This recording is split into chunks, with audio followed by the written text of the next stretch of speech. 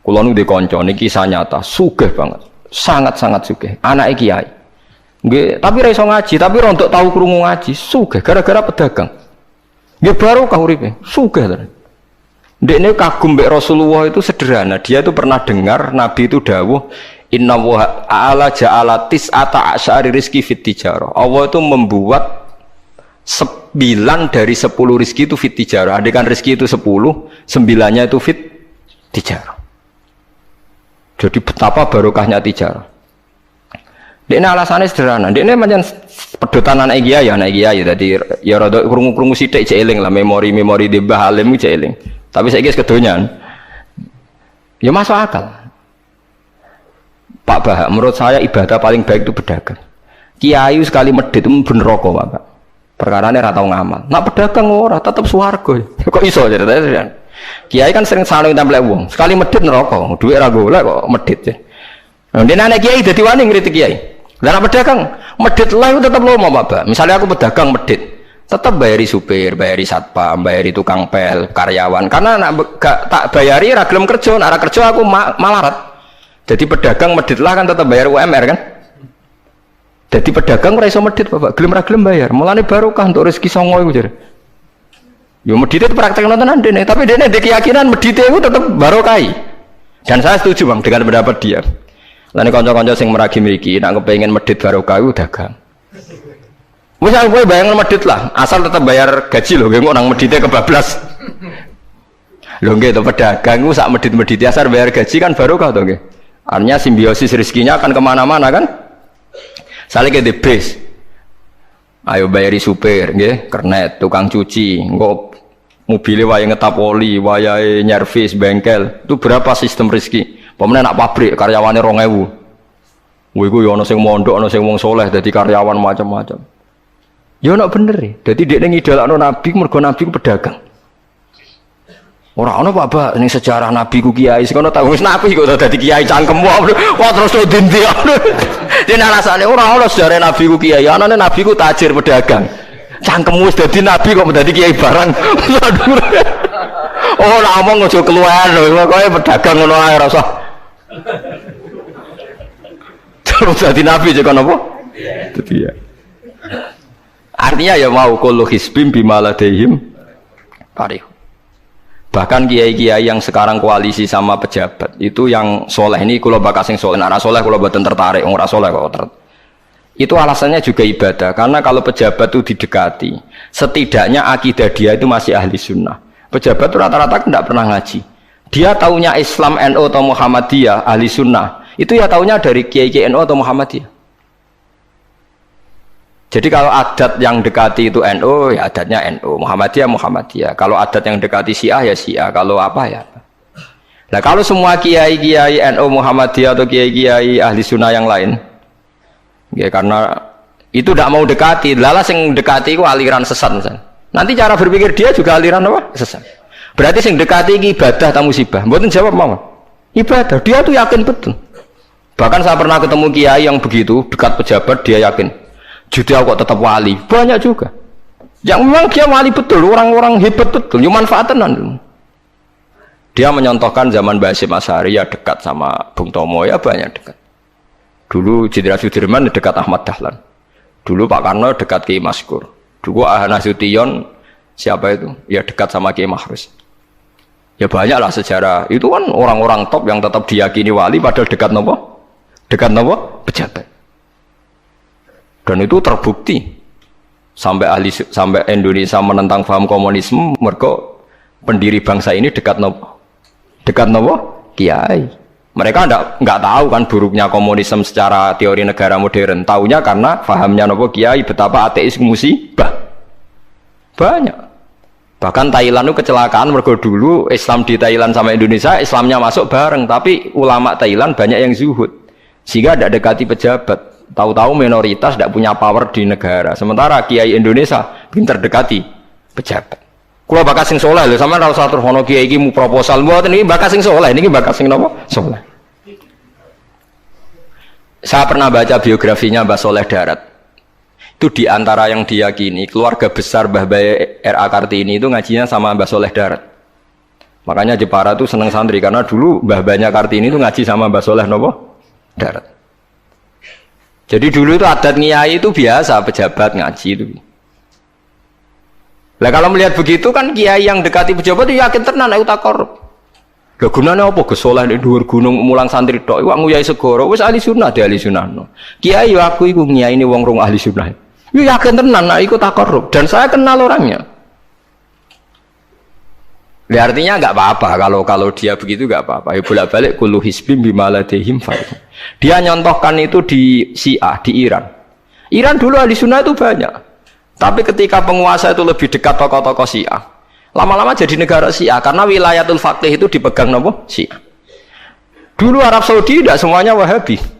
Gara-gara pendiri Abdul Aziz itu setelah ada revolusi menang Abdul Aziz, Ali Saud istilahnya. Ali Saud itu dekat dengan Abdul Wahab. Lama-lama jadi faham nopo Wahabi. Karena Abdul Wahab sama Ali Saud itu dekat. Makanya sekarang diarani Saudi Arabia. Sebenarnya jeneng Saudi itu ilegal. Itu nama pribadi. Tapi karena dia penguasa Arab, lama-lama jenengnya Arab nopo Saudi. Itu Ali Saud. Yang sekarang punya anak Fahad Abdullah itu dulu bin Abdul nopo Aziz. Sekarang turunannya habis tinggal yang sekarang ini. Kalau nggak salah ya, yang sekarang jadi raja itu mungkin adik terakhir. Setelah itu generasi ketiga berarti ketiga. Lalu ngomong alim seneng ora tau ning ndi ning Arab, tapi gak gelem muni Saudi. Perkarane rontok negara jadi diakoni wae mbae. Dadi muni Arab Saudi padha karo muni Indonesia Soekarno ngoten. Muni padha karo menapa Indonesia Soekarno. Ya Arab Saudi jenenge Arab tok asline, cuma gara-gara revolusi politik ditambahin apa? Jadi sehingga kesane nek ora turunan Saudi gak iso. Ya wis dadi rojo, dadi ahli Saud, napa? Jadi kayak aja melok-melok ngomong paham wis pokoke kowe ben ro. Artinya apa? Dari sekian contoh itu betapa pentingnya ulama ahli sunnah dekat pejabat dan bisa mensunnikan. Ya nyatane tenan ya. Kados Pilpres kemarin, mbok suni mbok ora iku wae calon presiden selawatan tenan.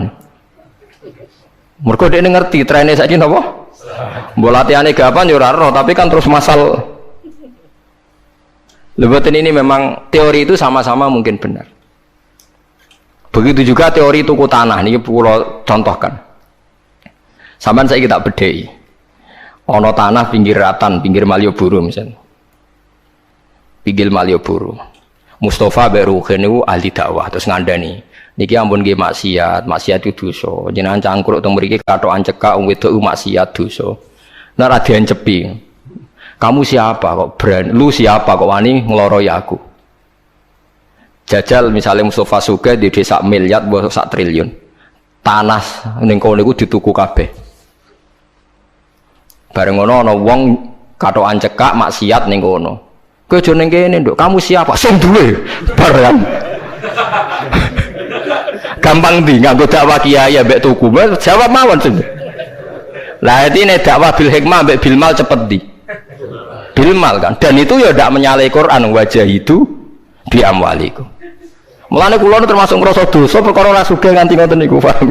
Tapi nek aku sugih nganti ngono ora sida kalih ngoten iki. Mulane kula niku ya wis separo ngoten mawon. Lah sing sugih ora ngape mergo rong kelar tuku. Mulane niki sing santri kula sing sugih-sugih nak kuat iku tuku tanah sing potensi dienggo maksiat. Nahi mungkar paling cepet niku.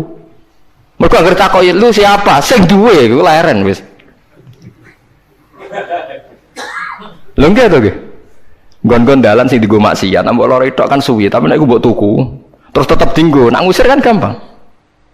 Lu siapa kok ngusir sing duwe? Gampang ndi? Ha mulane mulai dhisik agama ora iso ninggal wong sugih. Bilal iku melarat. Dadine wali mergo melarat sabar ning tauhid. Tapi sing nyelametno donyane Abu Bakar. Dadi pancen mlakune agama iku kombinasi melarat ambek sugih. Mulane sing melarat ora usah ndonga sugih perkara niku kombinasi wae. Tapi nek wis bosen banget yo oleh lah maksudnya ge. Nah ndonga enten tak wari Gusti contoh melarat mboten kula nggih mun wonten lho Gusti. Kadosnya ndak mendesak harus saya.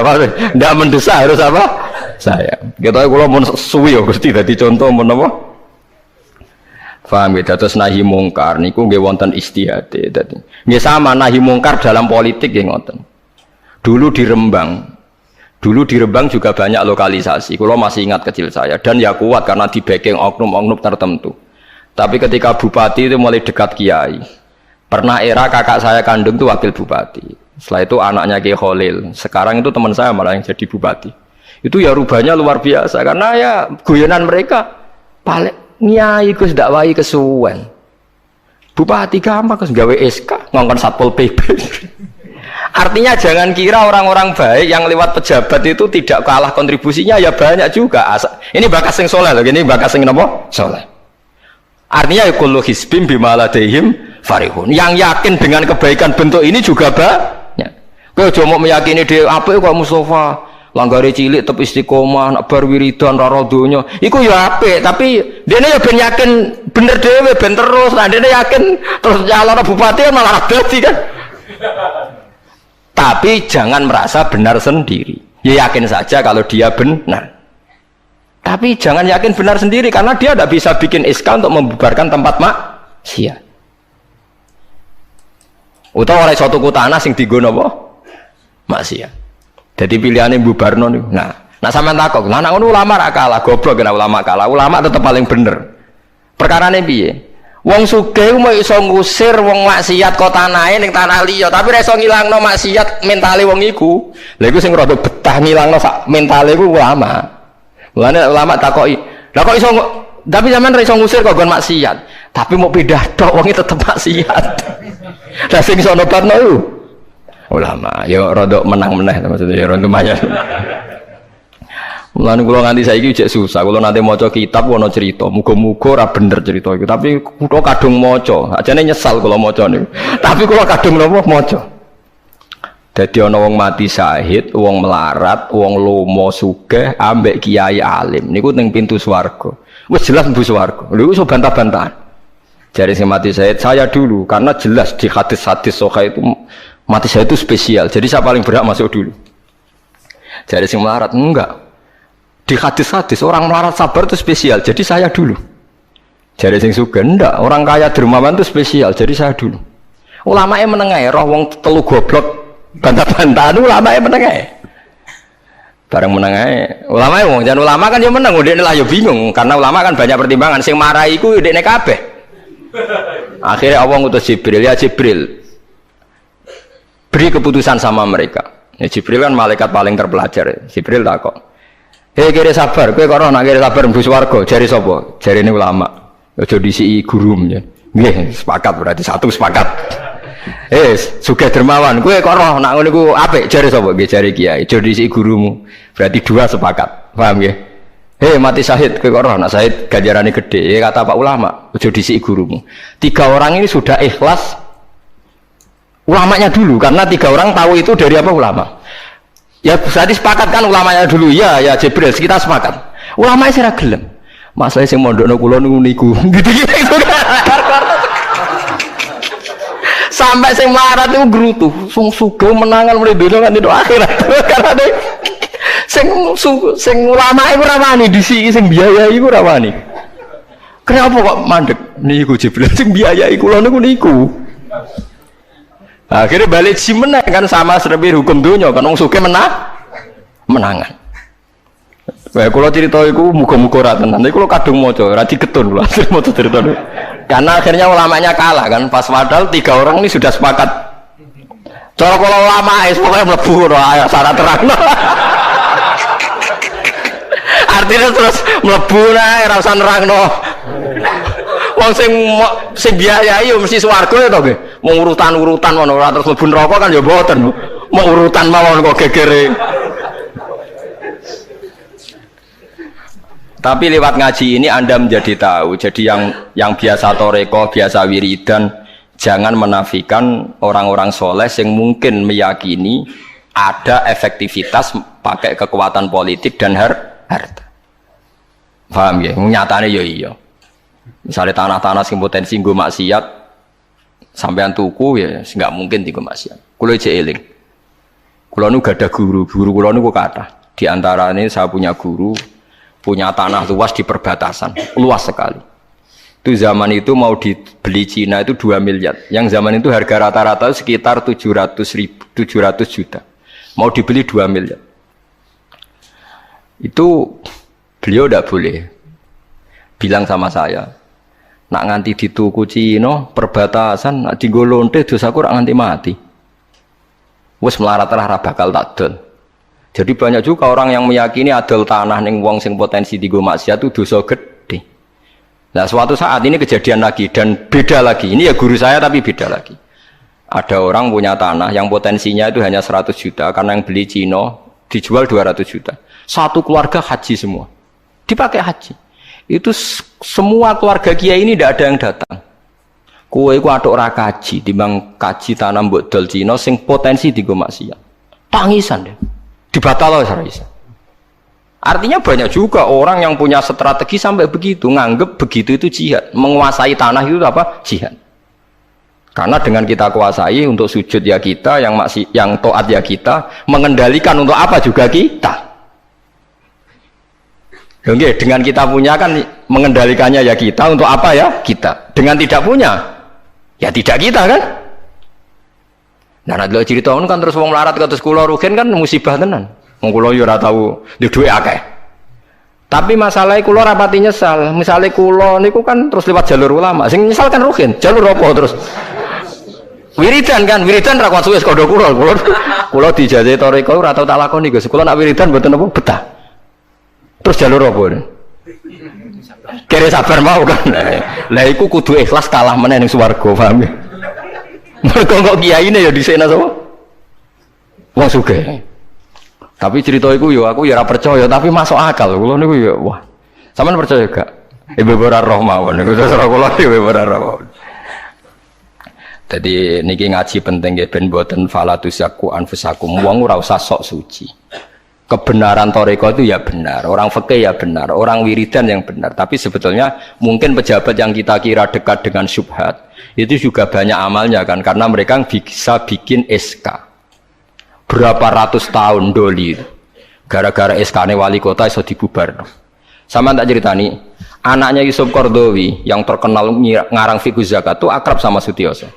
Saya dulu itu ikut proses menerjemah fiqh zakat. Memang saya ada orang politik juga enggak orang kaya, tapi saya ikut proses. Artinya saya di antara tim yang ikut menerjemah. Itu gara-gara dekat kiai itu Sutioso memutuskan Kramat Tungkak. Itu dulu kan tempat prostitusi terbesar juga. Sekarang dirubah jadi Islamic apa? Center. Itu baru kayak kiai tanpa pejabat. Pejabat karena pejabat yang punya SK. Tapi fungsi ini kiai mbok ilangno, pejabat roh pentingnya ngono iku dikandani kiai. Lah sirang mlebu kan rugen tok kan berarti jalurnya karena mulane kene kudu tunduk be aku. Ini kan masalah engko ning akhirat ya tetep kalah ya harus saiki persiapan paham ya. Ya persiapan bus warga wae tapi ora usah nomor apa? Ora ngomong Arab. Jadi kurang contohnya Kramat Tungkak itu yang bisa memusnahkan itu ya dulu ketika Sutioso gubernur dan dia dekat sama anaknya Yusuf Qaradawi terus punya fiqh zakat. Lama-lama fiqh zakat jadi tren. Sampai di Jakarta ada Basnas, ada rumah zakat. Sekarang di Jogja ada Lazis, ada macam-macam. Barokah trennya figus. Dulu zakat itu enggak jadi kebutuhan, tapi setelah jadi tren, saya ingin orang zakat itu izin. Banyak pegawai-pegawai itu yang enggak sholat tapi zakat. Jadi takoi kenapa? Tren Pak Ba izin. Jadi. Kesannya kok antisosial. Jadi kesannya anti apa? Mulane kula kadang nggih. Makanya bapak dulu. Bapak itu anak pertama itu disekolahkan, ya sempat jadi pejabat. Nah itu sirinya kenapa Mbah Hasyim Asari Sa'alim itu Gus Wahid kan belajar bahasa Belanda sampai Inggris. Walawale zaman Gus Wahid jadi Menteri Agama. Andai kan Gus Wahid tidak Menteri Agama, mungkin cara berislam Indonesia tidak sunni. Karena Gus Wahid pertama jadi Menteri terus jadi ahli sunnah. Lama-lama sekarang jadi tren Menteri Agama Indonesia harus ahli sunnah. Nah gak ya ora pantes. Mung disi-disi ya wis napa? Ahli sunnah. Ulah tapi kadang santri fanatik, tapi Gus Wahid seralim koyo abai. Lah kita fanatik repot kan enggak ngakui kebenaran dengan bentuk lain. Khawarit itu jenenge apa? Khawarit. Jadi saniki ngaji kita kudu sadar kullu hisbim bima ladaihim farihun. Dan niku dicap elek nak wong ngrasa bener dhewe. Sing apik fala tuzakku anfusakum huwa a'lamu bimanit taqwa. Kalau aku cek eling diceritani ada kiai alim, ini kisah nyata, alim banget. Kalau mawon ngakoni nak dene wong alim, dia alim banget. Tapi wong alim lah, aku nak rapati di duit, aku duit sandal anyar, aku eling. Aku salah ya, wong alim rapati duit. Dekne salat ning masjid pinggiratan, masjid umum. Gurine ku ana wong rambute gondrong tatonan. Ame nututi dekne curiga sadale didelekno. Bareng ngono jebule wong tatonan nututi kabeh makmum. Lha ape njuk sepuro isin. Ora njuk sepuro tau sudzon. Tapi repot kok ngadepi ngoten. Cara alamat lahir ku preman. Jebule nututine niat ape? Makmum. Kubut tuh lepol dene ndelekno sandal. Piye ku carane istighfar? Ayo repot kok ngadepi. Lho lah iya jangan kira sampean tak ceritani. Islam sing ijek preman ning dalan-dalan. Saiki wong Kristen gawe gereja iku wedi kiai apa wedi wong Islam preman? Wis jawab jujur. Wedi Islam preman, kok nak kiai ra ngarah piye-piye, cara mangkel lo iku prosedur. Tapi ngadepi Islam preman. Dobong. Lah ya mesti kadang itu ada fungsi yang kita pun tidak bisa menggantikan fungsi mereka. Meskipun kita tidak pernah membolehkan anarkisme, tapi selalu ada kebaikan yang kita orang baik pun kadang tidak bisa. Kiai sing penggaweane itikaf ning masjid. Ape kita sepakat ape. Saiki ana wong kesasar ning dalan, sing nulungi wong dalanan ta kiai sing itikaf. Lah saiki ana kecelakaan ning dalan, tabrakan sing nulungi wong itikaf ta wong sing cangkruk ning dalan. Ning dalan. Berarti ada kebenaran yang kita pun orang baik kadang enggak bisa melakukan. Lah tapi ora usah mbok walik model wong LSM. Berarti ampo yang di jalanan fungsinya lebih banyak timbang yang di masjid. Wah, yo kasus. Terus mbok simbol model LSM yo.